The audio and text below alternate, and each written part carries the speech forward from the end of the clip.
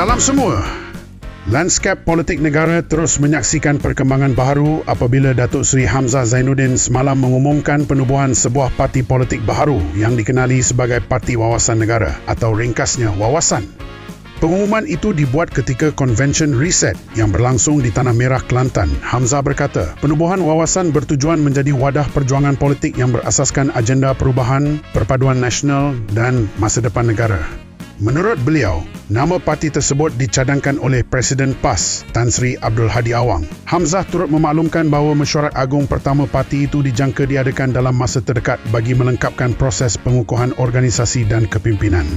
Penubuhan Wawasan dilihat sebagai perkembangan penting dalam politik pembangkang, khususnya selepas kemelut yang melibatkan hubungan antara PAS dan Bersatu sejak beberapa bulan lalu.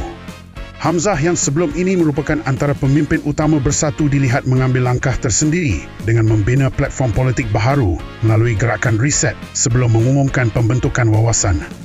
Dalam ucapannya, beliau menegaskan bahawa Wawasan bersedia bekerjasama dengan mana-mana parti yang mempunyai matlamat dan prinsip yang selari demi kepentingan rakyat dan negara. Pemerhati politik berpendapat kemunculan Wawasan berpotensi memberi kesan kepada susunan semula kuasa politik Melayu Islam selain membuka ruang kepada pembentukan pakatan dan kerjasama baharu menjelang pilihan raya umum akan datang.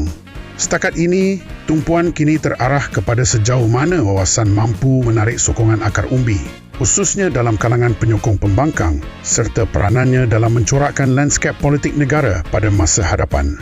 Sekian dulu. Ikuti Politiko untuk perkembangan politik semasa.